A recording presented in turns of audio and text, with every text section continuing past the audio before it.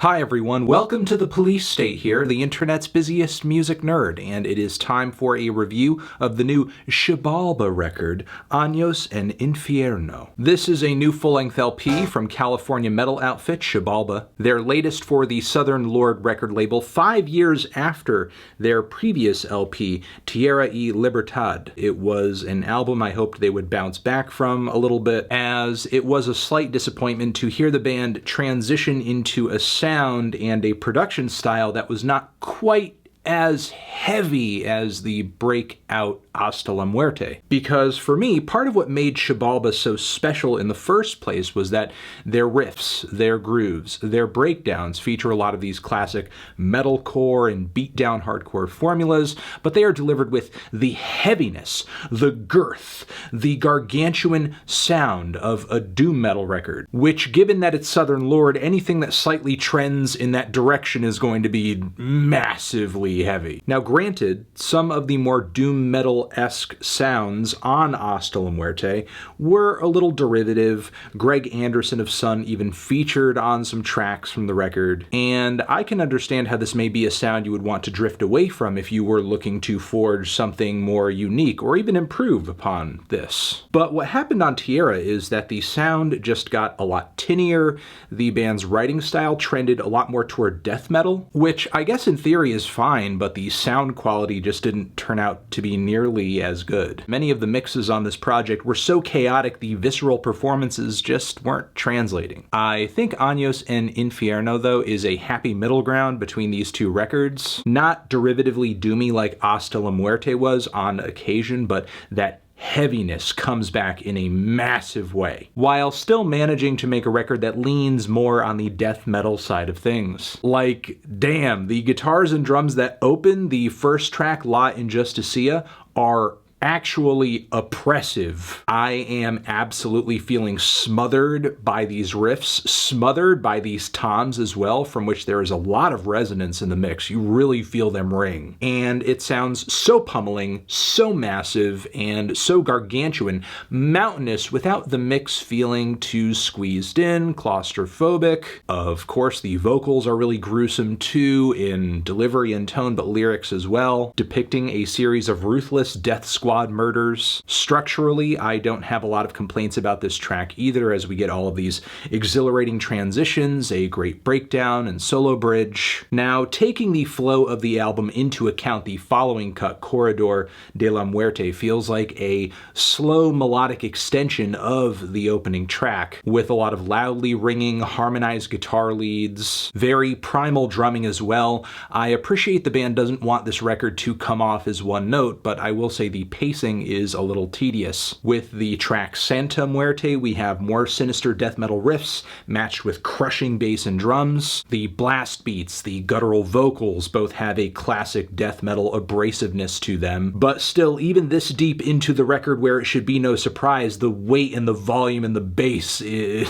the mix is something to behold. The band even makes sure to work in a really cool doom metal passage just before the midpoint of the song too. So with another combination of death metal and metalcore and doom metal under our belts, we have the song Saka, which is yet another mostly instrumental moment on the project that is a little slower, more melodic. We have these primal pounding drums that sound like a march to war, as well as more soaring guitar harmonies. And while I continue to appreciate the effort toward variety here, I am beginning to sense a pattern in the track list. When Xibalba focuses more on tracks that have less riffs, less lead vocals, and more instrumental passages, more of a flex of compositional muscle, it's not quite as engaging. While there are a few kick-ass songs to follow this one in the track list, the biggest test of the band's versatility comes by way of the two 6-minute closers, El Abismo Parts 1 and 2. Part 1 has this amazing intro and build-up that is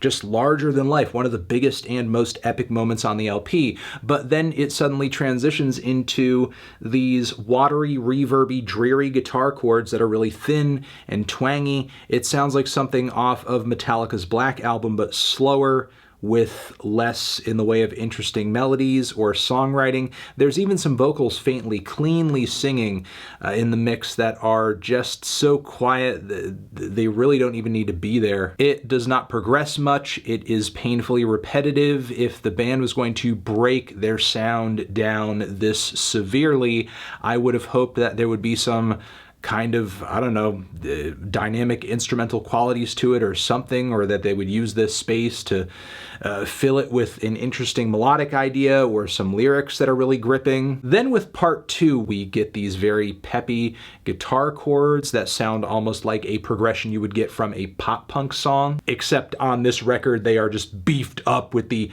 fattest bass and guitar distortion. It's a weird delivery, but okay. It's a refreshing change of pace, I guess, and the band effectively makes these slightly more upbeat chords work in effectively with the more death metal inspired passages without it sounding too awkward. But then immediately after this, those quiet and droning guitars come back. However, at least on this track, they build up into something much heavier. However, the death metal tone of these guitars, it's just way too sharp, shrill, and abrasive to sound as blissful or as meditative as I think the band is trying to make this song come off. So at the end of the day, I'm still a little torn on this new Xibalba record. There were some totally just head-smashing tracks on this one that I think are some of their best yet. Then there's everything else on the record that is not that, which to one degree or another falls flat on its face. While I do think Xibalba is still a unique band with a lot of good ideas on this record, and of course I do encourage them to continue pushing outside of their comfort zone, there are a lot of tracks on this thing that I think could have been better executed. And I do appreciate just how face-melting a majority of this LP is. I am feeling a strong 6 on this one. Transition, have you given this album a listen? Did you love it? Did you hate it? What would you rate it? You're the best, you're the best. What should I review next? Hit the like if you like, please subscribe, and please don't cry. Hit the bell as well. Over here next to my head is another video for you to check out. Hit that up or the link to subscribe to the channel. Anthony Fantano, Xibalba, forever.